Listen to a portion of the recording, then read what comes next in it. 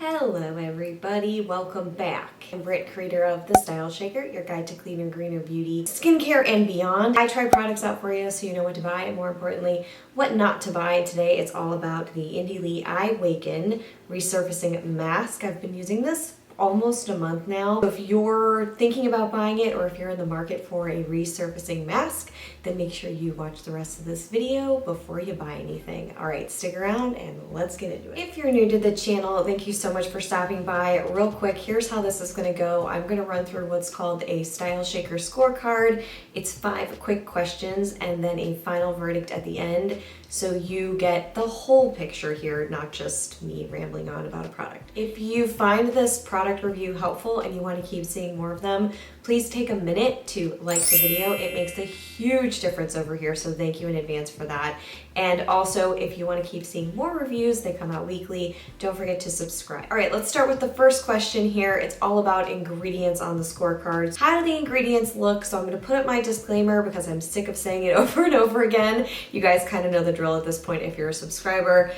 This is $48. I forgot to mention that. And the key factors here are it's supposed to smooth and glow. The ingredients here are really solid. I'm not seeing any red flags right now. Again, I am not about fear mongering over here. It's about information, not being afraid, and what works for one person might not work for the other, so it can be really personal. Take a look at the ingredients list. There is wintergreen derived BHA, beta hydroxy acid, chemical exfoliation, so you're not scrubbing your skin off. It's so harsh. I have tried a mask from Herbivore. It's the AHA Blue Tansy mask.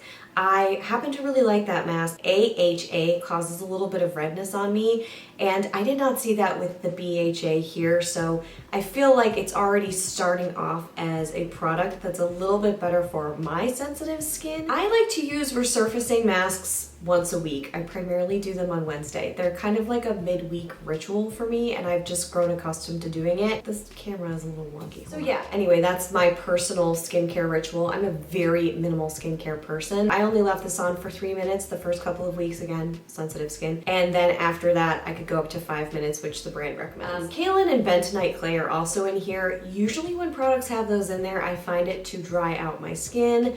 I did not have that problem here. I don't know why that is. I was sort of expecting it. I was holding off on using this for a while. No problem there. And I didn't have the oil production bounce back, which happens when the skin's barrier is overly stripped. Again, not a dermatologist, speak to a dermatologist, not claiming to be an expert, but this is what happens with my skin. There's this high oil production bounce back because it's trying to balance itself out. It's like, why did you just take all that good oil off your face? But I didn't have the bounce back, which made me really happy too, because I don't want this shiny face. I know now well enough that that is not a good sign for my skin. Overall, for ingredients and a little bit more information that you may or may not have wanted to know, I thought they looked great. And application, which doesn't sound like a sexy question, right? How is application? But it comes into play, you know what I mean? Some masks just are granules and they fall all over the place and you spend 10 minutes cleaning them up.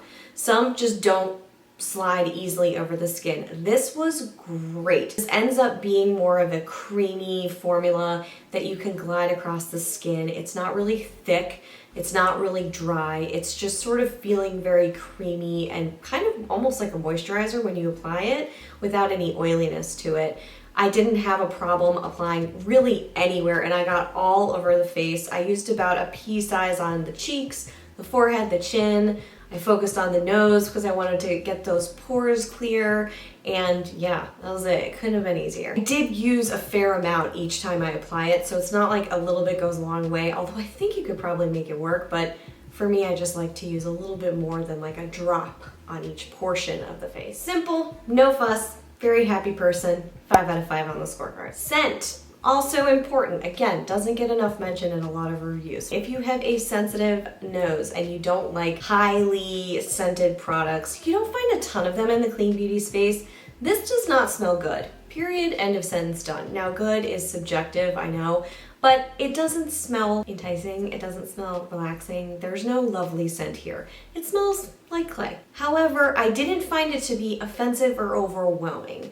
So while I am big on scents, I just can't stand when they're too flowery or they're too musky and they're overwhelming in that way. This wasn't an awful smell for me. You'll read some reviews out there that are like, I can't use this, it smells too much. I really didn't feel that. It didn't throw me off the product completely. It wasn't a non-negotiable, but there is a strong scent there. It is clay-ish. 3 out of 5 on scent. I almost gave it a 2, but it really wasn't that bad. Value in skincare. This can be very tricky. Sometimes we're paying for marketing. Sometimes we're paying for plastic packaging. The overall value here for $48, you receive 1.7 ounces. I know ounces matter, but also sort of the type of formula that it is. Is it runny? Is it gonna go fast? Is it thicker? Is it gonna last longer? You gotta take that into account too. $48 for me does not feel off the mark. I feel like I'm okay with that in terms of what I've seen out there for resurfacing and other masks. They can get very high. You can certainly find lower price points. The ingredients here, these are Cosmos certified ingredients. It's cruelty-free, gluten-free, soy-free. Probably should have mentioned that when I was talking about ingredients, but I did not. So I gave it a 4 out of 5 on the scorecard. I think it was a really solid value. My favorite question, follow through. So did it follow through? 3 main claims were called out here. So it makes your skin brighter, firmer, smoother. Brighter, let's talk about that. I did, over the course of 3 weeks, again, almost a month, see brightening. However, I had other variables in there. I just started testing the Mad Hippie Vitamin C Serum, so that is also a brightener, and it depends on lifestyle as well. I would say it clarified my skin. My skin did look a little bit more evened out. Was it the all-time most amazing brightener ever? Yes. Oh my God. No, it really didn't do that, but I was using it once a week, so I wouldn't rely on this to solely brighten up the skin. For me, I really found it to come to life. Well, I'll get there. I'm getting ahead of myself. Firming, no. Period. Since I did not see firming, obviously a textural thing, does skin look plump and firm? I did not see a major difference there. I'm not saying it didn't firm, I just didn't see a major difference at all. And then finally smoothing. So I really saw the most impact with smoothing. I thought it did an amazing job with smoothing. It does it without irritating the skin. My skin got a little bit red. It always does that. When I have a mask, even when I put the gua sha tool over my skin, brings blood to the surface. So I'm not nervous about that. Usually if it's too much, it will stay red for a little too long, or it'll be tingly. Don't like that. It received a 3 out of 5 on the scorecard, covered smoothing out for me. The other two, not so much. Total score for this is a 16 out of 20, and yes, it's time. Would I buy it again? I'm gonna wait for them to come out with refills. This is not refillable. Yes, they do have a recycling program with TerraCycle. Yes, they are claiming to start moving towards refills by 2022 because I have other masks I want to try. And the other one that I wanted to mention here, the other resurfacing mask that I love, which is a little bit more money, is from Tata Harper. It is one of my favorites, and I recommend it to a lot of people because it's just easy and it works really nicely, and it doesn't smell this way or that way. It's just a beautiful product. I will link that and the herbivore mask below if you want to check it out. I do have all of my favorites, one little space on my website, so I will link to all of my favorites if you want to check those out too. It kind of helps you start or kind of explore further. And that's it. Really, that's all for the review. I don't know if you've tried this mask yet, or if you're thinking about trying it. What are your thoughts on this mask? Would you try it after watching this? Are you gonna give it a shot? Let me know in the comments below. And that's all I have for today. Thank you so much for watching this one. Again, if you liked this video or found it helpful, don't forget to like it and then subscribe to the channel so you never miss a thing coming up. Thank you so much for watching. I will see you all right back here real soon. Until then, bye.